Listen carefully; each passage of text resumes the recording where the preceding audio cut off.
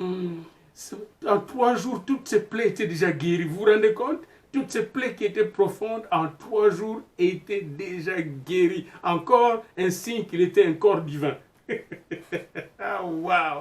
Encore, je n'ai jamais pensé à ça. C'est maintenant même que je viens de penser que toutes les blessures étaient guéries en 3 jours. C'est maintenant presque en moins de 3 jours. En 3 jours spirituels, bien-aimés, tout était guéri. Jésus il montre juste les cicatrices. Tout était cicatrisé. Autrement dit, il peut cicatriser tes blessures, mes blessures. Combien de fois quand je suis blessé, je vais juste vers lui. Vers lui. Quand je vois ma tension monter, mon stress monter, je viens vers lui. Et qu'est-ce qu'il fait? Il me cajole. Il me berce. Il est mon berger, bien-aimé. Il a les preuves de la paix, les preuves qui garantissent ma sécurité et ma protection, votre sécurité et votre protection. Ces preuves, c'est qu'il a vaincu la mort. Il a vaincu Satan. Il a vaincu le séjour des morts. Il a vaincu la haine. Il a vaincu, n'est-ce pas, le clou. Il a vaincu le coup de la méchanceté humaine, de la méchanceté religieuse, de la méchanceté politique. Il a vaincu, il a vaincu, il a vaincu. Et il porte cela dans son corps. Hein? Deuxième paix. Nous aurons 4 paix maintenant. Vous voyez, ça c'est notre paix que Dieu veut me donner. Il y a la paix. Mais avant ça, il y avait la présence. N'oubliez pas, il y a même déjà 5. La présence de Jésus, le premier paix. Sa présence, pour qu'il soit présent en nous, aucune condition. Ces gens-là l'avaient renié. Il n'y avait que Jean et sa mère et 2 femmes qui étaient fidèles. C'était des infidèles qu'il avait reniés. Qu'importe, quand Jésus t'a choisi, il ne te délaissera pas. Priez pour les gens qui ont abandonné l'église, qui sont allés loin. Ils vont être sauvés. Jésus va le récupérer. Parce que la présence de Jésus, qui est omniprésent, d'ailleurs, Jésus lui-même était omniprésent, il est Dieu, eh bien sa présence, rien ne peut l'empêcher dans notre vie. Il est entré dans cette... Et cette présence apportait la paix. La paix avec Dieu. La paix avec le Fils. La paix avec le Saint-Esprit. La paix avec leur propre conscience. La paix entre eux et la paix pour le monde. Et il a prouvé qu'il est le prince de la paix, qu'il a vaincu pour la paix en leur montrant le corps, son corps, les traces, les marques sur ses mains, sur ses pieds, les preuves. 3e paix maintenant, 4e paix si vous voulez, vous avez la présence, vous avez la paix, vous avez les preuves. 4e, quand il dit cela, il leur montrait, après leur avoir montré et son côté, ses mains, et ils étaient dans la joie, Jésus leur dit, la paix soit avec vous. Comme le Père m'a envoyé, moi aussi je vous envoie. Ici, c'est le plan de Dieu. Il le fait dans le projet de Dieu. Vous voyez la présence de Jésus qui nous apporte la paix avec le preuve de son pouvoir, de sa victoire, de son salut, de son rachat, eh bien, donne une nouvelle perspective à notre vie, une nouvelle orientation à notre vie. Nous devons savoir suivre l'orientation de Jésus. Souvent, beaucoup de chrétiens tournent en rond. Ils ne comprennent pas pourquoi nous sommes sauvés. Pourquoi l'Église? L'Église est là parce que c'est pour la mission du royaume. S'il n'y a pas de mission, il faut fermer l'Église. Nous sommes sauvés pour aller. Puisque le Père m'a envoyé, eh bien moi aussi, je vous envoie comme le Père m'a envoyé. Le plan, c'est la mission. Le projet, c'est la mission. Nous sommes encore sur la terre à cause de la mission dans ce temps de grâce.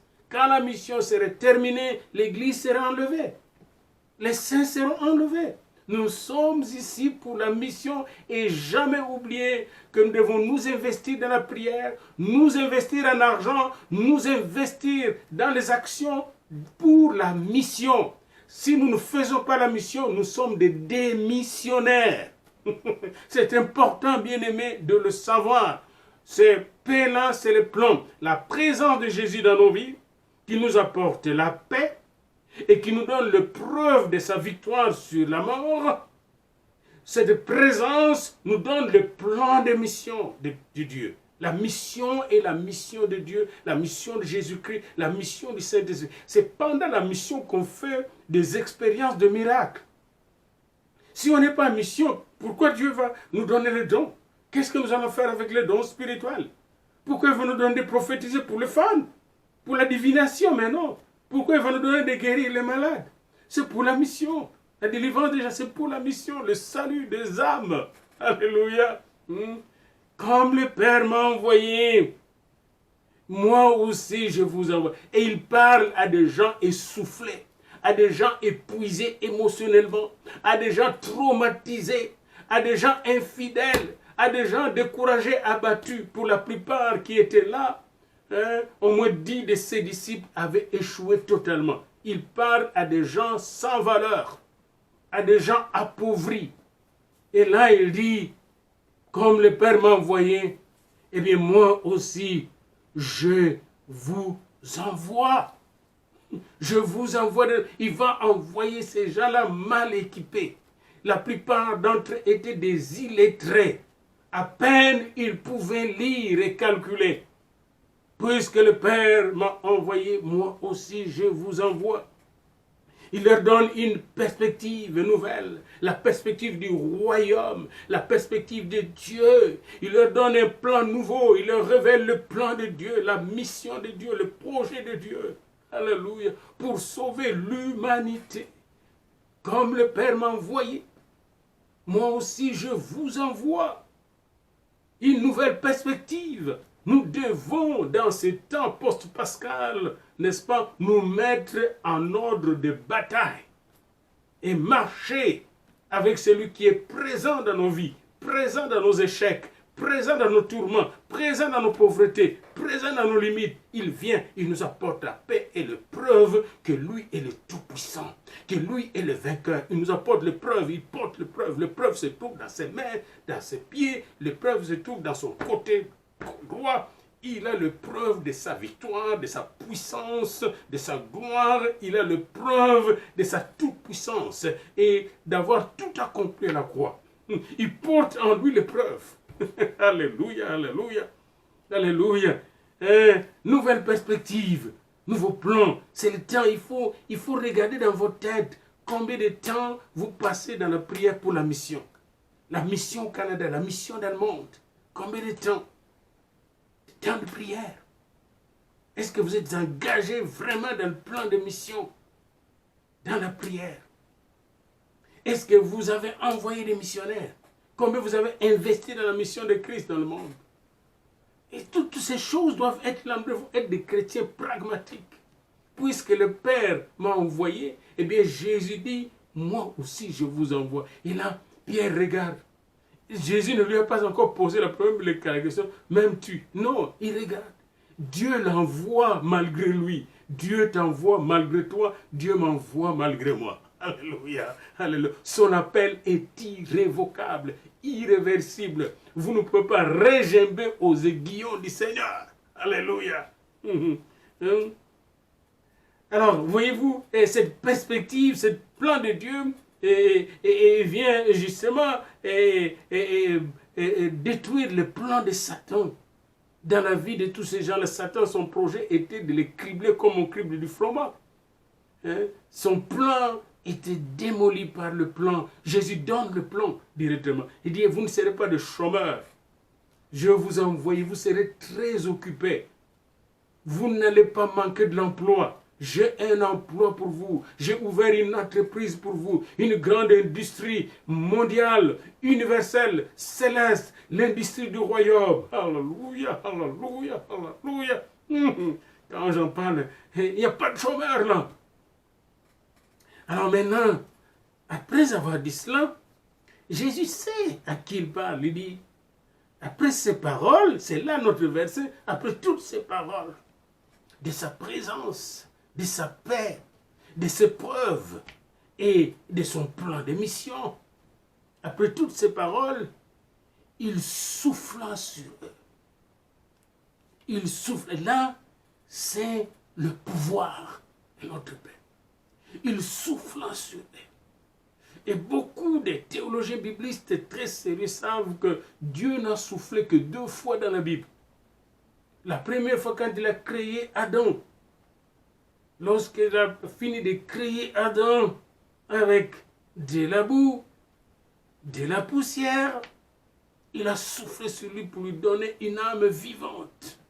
Mais ici maintenant, alors que le Seigneur est en train de créer de nouvelles créatures, de créer des enfants de Dieu, nés de nouveau et remplis du Saint-Esprit, il souffle sur eux.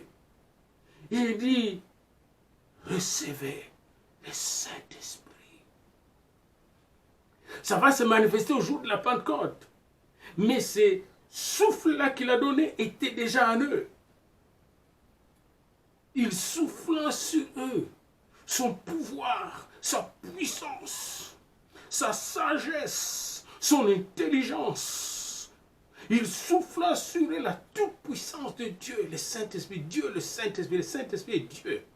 Recevez le Saint-Esprit. Et là, ils ne pouvaient plus abandonner Jésus. Ils vont être attachés à Jésus comme les cèpes, les sarments sont attachés au cèpe. Recevez le Saint-Esprit. Le pouvoir leur a été donné par celui qui a tout pouvoir.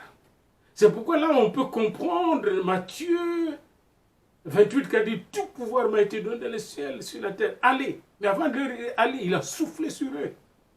Il souffla sur eux en disant, recevez un souffle nouveau. Le souffle du Saint-Esprit. Aujourd'hui encore, Jésus souffle sur chacun de nous. Il souffle sur chacun de nous. Le même souffle qu'il a donné à Pierre. Le même souffle qu'il a donné, n'est-ce pas, même à Thomas qui était absent ce jour-là dans cette salle. Nous savons qu'il a eu finalement ce baptême du Saint-Esprit de feu. Le même souffle qu'André a reçu. Le même souffle que Jacques et Jean ont reçu. Le même souffle est venu nous toucher. Il est là. Il est là, le souffle. Le Saint-Esprit. Et Jésus veut que nous puissions être renouvelés, veut nous renouveler. C'est pourquoi nous parlons aujourd'hui d'un nouveau souffle. Parce que nous sommes épuisés par toutes ces histoires qui se passent dans le monde, que de découragement, que de peur, un souffle nouveau. Certains sont vraiment abattus, beaucoup de collègues parce que les églises sont fermées, un souffle nouveau. Comment je vais faire pour la dîme, pour les offrandes? Un souffle nouveau. Comment je vais faire pour toucher les chrétiens? Ils vont tous partir. Mais beaucoup de gens qui ont des grandes églises, qui sont habitués avec des grandes églises, sont maintenant tourmentés.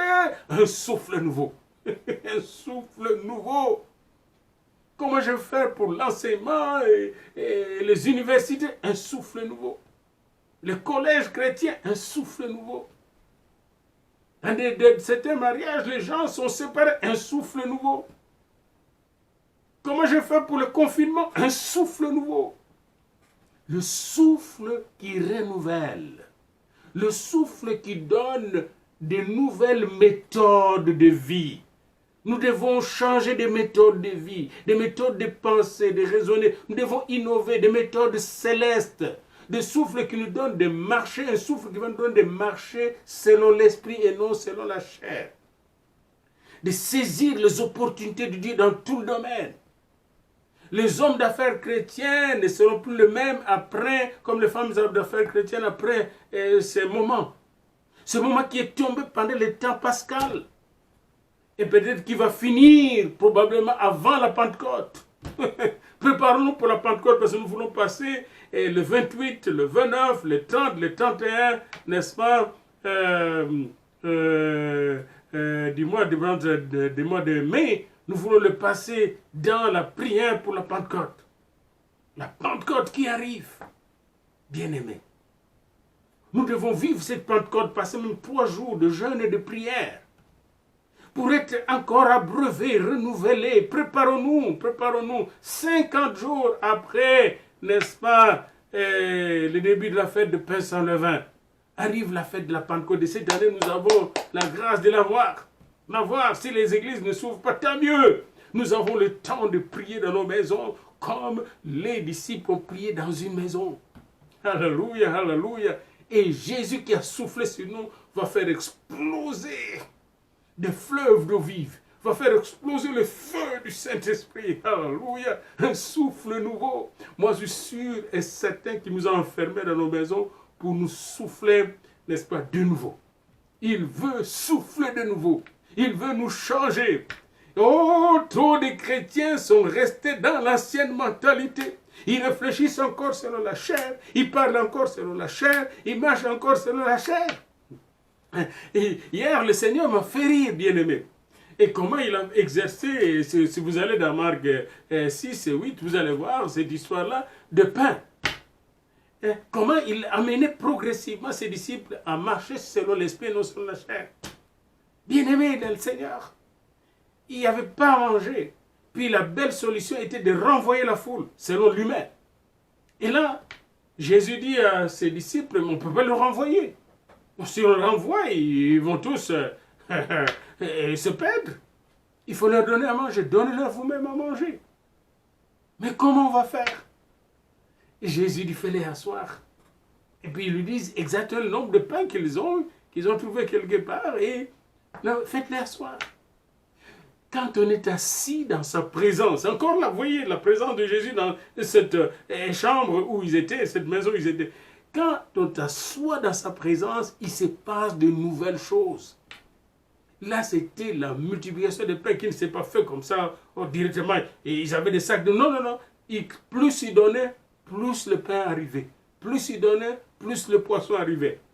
Et c'est comme ça qu'il faut s'engager dans l'action de Dieu. Je l'ai vu toute ma vie depuis 78 et j'ai vu mon père engagé dans l'œuvre de Dieu quand il a conçu son église sans appel de fonds. Il a conçu une belle église et cette église aujourd'hui elle est grande et utilisée dans la ville où nous étions.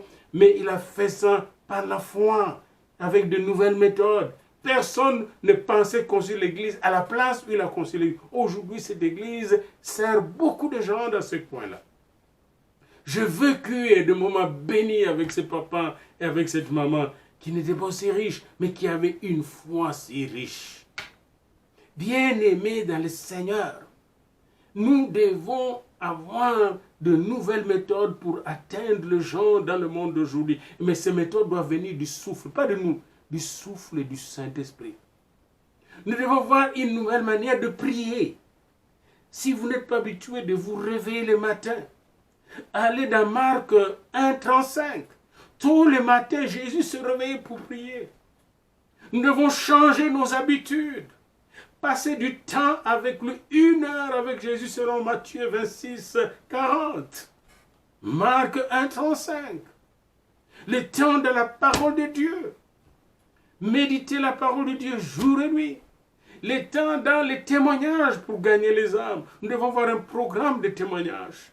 J'étais en train de penser au retour de la vie sociale dans notre ville. Comment constituer des équipes de 2-3 personnes qui s'assoient dans les centres d'achat et qui touchent les gens avec la parole de Dieu. On peut maintenant, avec le moyen que le Seigneur met à notre disposition, le toucher aussi à distance, bien-aimés. Si pendant longtemps, les distances seront respectées. Mais nous avons des moyens terribles, merveilleux pour atteindre les gens là où ils sont. Mais il faut le faire avec le souffle du Saint-Esprit. Pas avec notre intelligence. Parce que ce n'est ni par la force, ni par la puissance, mais par mon esprit, dit le Seigneur. Jésus souffla sur eux. Parce qu'il savait qu'ils étaient pauvres en esprit. Heureux le pauvre en esprit. Car le royaume des cieux est à eux. Vous voyez, hein? Ils étaient pauvres, ils étaient de peureux, de découragés, des abattus. Et Jésus a soufflé sur eux pour leur donner quoi? Le pouvoir divin, le pouvoir surnaturel, le Saint-Esprit. Recevez le Saint-Esprit. Et ce pouvoir va se manifester concrètement au verset 23. Ceux à qui vous pardonnerez, le pouvoir de pardonner le péché, ils leur seront pardonnés. Et regardez encore la suite. Et ceux à qui vous retiendrez le péché, Ils leur seront retenus. C'est ce qu'on appelle le pouvoir des clés. C'est un pouvoir divin. C'est un pouvoir énorme. Il n'est donné qu'à des gens revêtus du Saint-Esprit et travaillant 24 heures sur 24 avec Dieu. On ne peut pas faire n'importe quoi avec ce pouvoir. Donc ces gens-là, finalement, ayant reçu un souffle nouveau, ont eu la capacité de remettre le péché des gens, comme de les retenir, avec le cas d'Ananias et Saphira, si vous lisez dans les Actes des Apôtres. Ils ont reçu une autorité énorme. C'est pourquoi même leur ombre pouvait guérir les malades.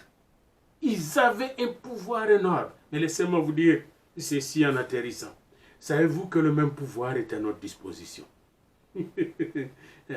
Jésus, par le biais de cette émission, est entré là où vous êtes. Sa présence est là. Il te dit que la paix soit avec vous. Que la paix, ma paix, soit avec nous. Et là, Jésus te montre qu'il est mort, qu'il a vaincu la mort, qu'il est ressuscité pour toi, pour ta peur, pour ta maladie, pour tes défauts, pour ton caractère. Il est mort pour ton comportement. Il est mort pour tes manquements. Il est mort pour ta pauvreté. Il est mort pour tes limites. Il est mort pour tous tes défauts. Il a tout pris sur lui. Alléluia, alléluia, oh, alléluia. Il a de preuves. Il te dit, j'ai tout vaincu. J'ai tout pris avec moi. Tous les défauts, toutes tes limites, toute ta pauvreté, tous tes manquements. J'ai tout pris sur moi. Les diables qui t'ont dérangé, j'ai écrasé sa tête. Comme c'est prévu dans Genèse 3. Les démons, je les ai tous liés, ligotés, livrés en spectacle. Alléluia, alléluia. Et maintenant, oh, que j'ai donné ces preuves, eh bien, je souffle sur toi. Je souffle sur vous. Je souffle sur mon église. Je souffle sur mes disciples, mon peuple. Je souffle sur vous qui m'avez reçu, malgré que vous étiez découragé, vous m'avez déçu. Vous êtes là en train de m'attendre. Vous êtes là. Dans vos pauvretés, dans vos limites, vous êtes fidèles. Vous voyez, Jésus, il regarde le petit effort. Il les encourage. Il nous encourage aussi aujourd'hui. Il les a encouragés. Recevez le Saint-Esprit. C'est à qui vous pardonnez le péché. Il nous a donné la même autorité. Ils leur seront pardonnés. Et ceux à qui vous les retiendrez, ils leur seront retenus. Nous avons ce pouvoir de lier des derrière. Nous avons ce pouvoir de libérer les pécheurs de leurs péchés. Ce pouvoir est à notre disposition en Jésus-Christ. Parce que nous avons reçu un souffle nouveau. Nous sommes de nouvelles créatures. Nous sommes de fils et de filles de Dieu. Nous sommes des ambassadeurs de notre Seigneur Jésus-Christ, des ambassadeurs du royaume, un royaume de sacrificateurs pour Dieu, notre Père, son Père. Alors, bien-aimés dans le Seigneur, prions pour que chacun de nous prenne conscience qu'il y a une nouvelle perspective, un plan nouveau, un projet nouveau, une nouvelle mission qui nous donne dans ce monde terrassé, ce monde troublé, mais en même temps ce monde qui est préparé non seulement pour le jugement, mais dans ce temps de la grâce, ce monde est en train de se préparer pour recevoir, peut-être pour la dernière fois, le message du salut. Parce qu'on dirait que Dieu est en train de briser toutes les forteresses de l'ennemi dans le cœur des gens, afin de libérer les gens de la dernière moisson. On dirait qu'il est en train de préparer quelque chose de merveilleux, de puissant, de grandiose. Ne soyons pas distraits. Soyons alertes. Parce que tout pouvoir a été donné à Jésus-Christ. Et il a donné à ses disciples ce pouvoir en soufflant sur eux. Le Saint-Esprit